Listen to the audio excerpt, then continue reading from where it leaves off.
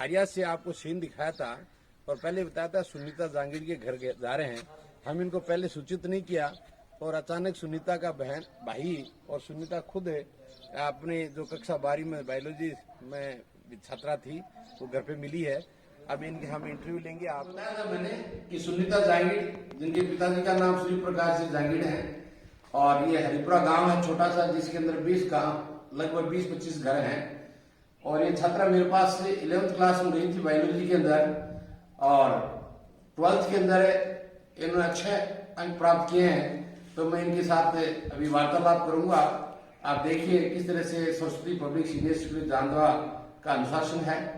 बेटा आपके 12th class में कितने % मार्क्स आए? थोड़ा जोर से बोलिए बेटा ताकि 80। अच्छा बेटा बायोलॉजी में कितने % मार्क्स आए? 84%। अच्छा केमिस्ट्री में 90%।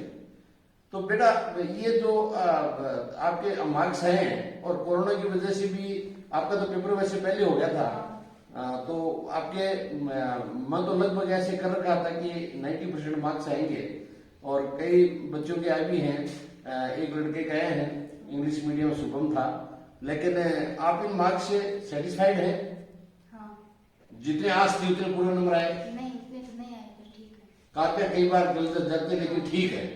तो बेटा आगे भविष्य में आप क्या बनना चाहती हो?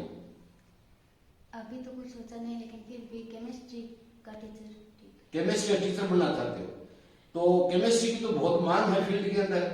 प्राइवेट स्कूलों में भी है, गवर्नमेंट स्कूल के अंदर भी है, लेक्चर्स की है। तो आपके जैसे केमिस्ट्री में अच्छे अंक आए हैं और अच्छी होल्ड आपकी पकड़ है तो आप कॉलेज में एडमिशन लोगे इसका मतलब? हाँ, अच्छा तो आपके आगे कॉलेज में पढ़ने वाली कोई दिक्कत तो नहीं है? नहीं। अच्छा बेटा एक बात ये पूछना चाहता हूँ सुनीता कि मेरे साथ आपने 2 साल गुजारे वहां विद्यालय के अंदर। विद्यालय में मैं आपको जब देखता था तो आप स्माइलिंग चेहरे में रहती थी, हमेशा खुश रहती थी और कभी भी आपके चेहरे पर मैंने मायूसी नहीं देखी थी। और जब स्कूल में आप घुसती थी प्रवेश करती थी बस से उतर के जाती थी वहां से मालवाहिनी से तो मेरे को मैं कभी कभी आपको देखता था लगभग वही खड़ा रहता था तो आपके ऐसे लग रहा था जैसे कि आप बालाजी के मंदिर में आ गई हैं मन्नत मांगने के लिए। तो आपको सरस्वती स्कूल कैसे लग रही थी? सरस्वती भी हमारे लिए मंदिर ही है। हाँ मंदिर ही है सरस्वती, लेकिन वहाँ का लड़कियों का, अध्यापकों का, अध्यापिकाओं का, वहाँ का अन्य स्टाफ का वातावरण आपको कैसा लग रहा था? बहुत अच्छा लग रहा था। तो आपके ये विद्यालय में जाने का सबसे पहले 11वीं क्लास में गई थी तो किससे आपका कांटेक्ट हुआ, कैसे हुआ, उसके बारे में कुछ बताओगे आप? स्कूल में जाने के लिए तो मम्मी ने नोटिस से कांटेक्ट किया। अच्छा। फिर मम्मी के वो भैया है हरीश सर। अच्छा। तो मैंने भी कहा था तो आपको सरस्वती स्कूल 2 साल के अंदर आपको अच्छी भाई क्या? हाँ। अच्छा कोई प्रोग्राम भी आपने कल्चरल प्रोग्राम भाग लिया था कि कभी? नहीं, बच्चियां करती थी प्रोग्राम। अच्छा 2 बात और पूछना चाहती हूँ बेटा मैं कि आप कहती हूँ मैं जैसे लेक्चर बनना चाहती हूँ कि केमिस्ट्री की तो मेरी शुभकामना आपके साथ है और भगवान करेगा आपको मतलब लेक्चर ही बनाए इंग्लिश की केमिस्ट्री की।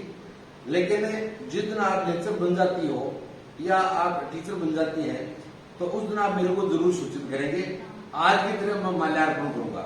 मेरा ख्वाब उस दिन मैं खुश होऊंगा। आज तो उतना खुश नहीं हूं, आज तो खुश तो होगी कि रिजल्ट अच्छा आया है, आप अच्छे खुश होंगे, अच्छी बात है। लेकिन मैं खुश उस दिन होंगी कि मेरे विद्यालय से तूने 12वीं कक्षा पास की है और जिस दिन तू केमिस्ट्री लेक्चर या अध्यापिका लग जाएगी उस दिन मेरे को जरूर याद कर लेना। अच्छा आपको विद्यालय के अंदर वहां के अन्य कोई सूचना मिलती थी कि इस विद्यालय के कितने बच्चे डॉक्टर बने, कितने इंजीनियर हैं, कितने अध्यापक हैं, कितने लेक्चर्स बने हुए हैं या कोई नेवी एयरफोर्स में, ऐसा कोई सूचना मिलती थी कि जानना? अच्छा क्या रैली होती थी? जैसे कोई शहीद होने वालों की निकाली जाती थी। हाँ निकाली जाती थी। तब गांव के बीच में बिताते थे, 2-3 घरों में भी लेके गए थे। अच्छा पिछले साल हमने एक रैली निकाली थी। हाँ। उसके अंदर 2 बच्चे एयरफोर्स और नेवी में लगे थे। दोनों का नाम विकास था, एक विकास जहांगीर था, एक विकास खिचड़ था। दोनों के पिताजी का नाम भागीर था, एक का भागीर खिचड़ था, एक भागीर जहांगीर था और दोनों नेवी में लगे, एयरफोर्स में लगे। तो जो रैली निकली थी उसमें आप थी तो मतलब आपको उस समय कैसे महसूस हो रहा था कि मैं भी वहीं था और बच्चों की पूरे स्कूल की हमने रैली निकाली थी, हाँ। तो उसमें आपको क्या महसूस हो रहा था कि स्कूल के बारे में या हमारे बारे में जो कुछ भी है? बहुत अच्छा ही महसूस हो रहा था। वैसे भी सर ने बताया था, मोदी सर ने, कि ये IELTS से पास करके गए हैं। 12th क्लास वहीं से पास की है। हाँ। 12वीं क्लास उन्होंने मैथ से पास की थी। हाँ। तो मैं एक बात और पूछना चाहता हूँ बेटी कि मैं अभी एक बच्ची की इंटरव्यू लेके आया हूँ, दिनेश कंवर की, तेरी साथ में थी सहेली, उसके मैथमेटिक्स है। वो कहती है मैं नेवी और एयरफोर्स में जाऊंगी और उसकी बहुत बड़ी तमन्ना है। आपका केमिस्ट्री में लेक्चर पढ़ने की तमन्ना है, तो आप नेवी एयरफोर्स में आपकी टोल फिगर है, आप क्यों नहीं जाना चाहती? वो सर चॉइस है। चॉइस अपनी अपनी चॉइस है। अच्छा, आप घर के अंदर जो काम भी करते हो सारे दिन भर में, आपकी मम्मी मतलब आपको, क्योंकि आप दोनों मिलकर के अपना काम करते हो, आपका भाई भी मेरे स्कूल में अध्यापक है, वो पढ़ाते हैं, बढ़िया आदमी है, तो बेटा घर के अंदर जो काम करना पड़ता है तो मम्मी कभी आपको डांट नहीं मारती क्या? नहीं, क्यों? कभी नहीं मारती? ऐसे थोड़ी बोल, लेकिन ऐसे नहीं मारते। अच्छा, गाइडलाइन देती है आपको, भरपूर प्यार देती है एकदम, और भाई कुछ भी नहीं कहता? अच्छा, तो आप कौन सी कॉलेज में एडमिशन लोगे आप? वो तो सर को फॉर्म भरवाया BSc BEd वाला। बीएससी बीएड वाला। अच्छा, 4 साल में जो इंटीग्रेटेड बीएससी बीएड वाला, उसकी परीक्षा कब होगी? 16 अगस्त को होगी। अच्छा, उसकी तैयारी फुल है तो हाँ। उसमें तो निश्चित तुम्हारा नंबर आएगा, इसमें कोई दोहरा नहीं है। उसके अंदर कॉलेज आपके कहाँ मिलेगी लगभग आइडिया? सीट से इंटीग्रेटेड कॉलेज है, वहाँ आप जा सकते हैं। और बेटा 4 साल के अंदर बीएड की हो जाएगी आपकी, उसके बाद में आप अपना फर्स्ट ग्रेड की भी परीक्षा दे सकते हो। साथ केमिस्ट्री में आगे बीएड करने के बाद में आप पीजी कीजिए केमिस्ट्री में, और केमिस्ट्री पीजी करने के बाद में आप इंग्लिश की लेक्चर पढ़ सकते हैं, केमिस्ट्री लेक्चर पढ़ सकती हैं, और सेकंड ग्रेड का अध्यापिका बन सकती हो, और थर्ड ग्रेड की बन सकती हो। ये आपने जो अपना सिलेक्शन किया है कि इंटीग्रेटेड अपना बीए और बीएससी और बीएड करें, ये बहुत अच्छा सिलेक्शन किया आपने, और मैं भगवान से अरदास करता हूँ कि आपका काम, ये आपका लक्ष्य हासिल हो। और स्कूल के बारे में कुछ कहना चाहते हो? सरस्वती स्कूल के बारे में यही कहूंगी कि कभी बच्चा अपने साथ कोई सपना लेकर चले हो, सरस्वती नहीं आए।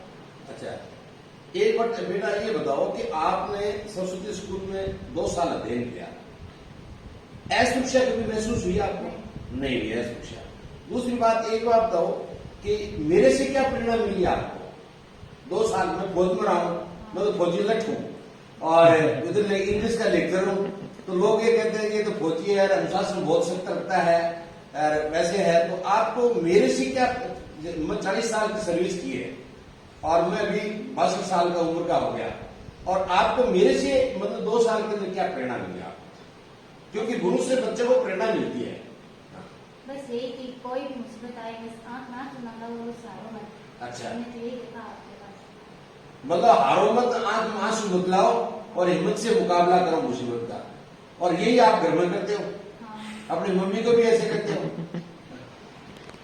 तो बेटा, हिम्मत है मनुष्य के साथ पैदा होती है, हिम्मत मनुष्य के साथ रहती है, और जब तक आदमी जिंदा रहता है तब तक हिम्मत रहती है, और चला जाता है तो उसकी हिम्मत के लोग दावत देते हैं। इसलिए बेटा, मेरा एक आपसे सलाह है कि हिम्मत, समस्या जिंदगी में कितनी बड़ी आ जाए, लेकिन हिम्मत कभी हारना नहीं है, मुझसे मुसीबत से डरना नहीं है। मेरे स्कूल का एक में इस साल मैंने एक नारा रखा है, आप आओ और अपनों को मिलाओ। तो आप जाओगी, तो आप अपनों को कैसे भेजोगे ये बताओ? अब तो भाई है, भाई का क्या क्लास में, तो वो आएगा? कोशिश तो है। नहीं, कोशिश नहीं, मतलब आप आओ और अपनों को लाओ। आप जाओ तो अपनों को भेजो, तो आप क्या करोगे? इसे भेज सकते हूँ मैं तो। भाई को तो भेजोगी। दूसरे, देखो बेटा, एक अच्छी बात मैं बताता हूं कि कोई इंसान ये कहता है कि तुम ये इस मंदिर में चले जाओ, इस मस्जिद में चला जाओ, मेरी ये मन्नत पूरी हो रही है, और वो आदमी चला जाता है तो उसकी मन्नत पूरी हो जाती है। तो वो दूसरों को भी ये कहता है कि तुम इस मंदिर में जाओ, इस मस्जिद में जाओ, या इसमें चर्च में जाओ। तो ये एक क्या होता है कि गुरु क्या करता है कि गुरु कोई भगवान आपने ने देखा नहीं, गुरु को तो देखा है, मतलब भगवान को हमने देखा नहीं।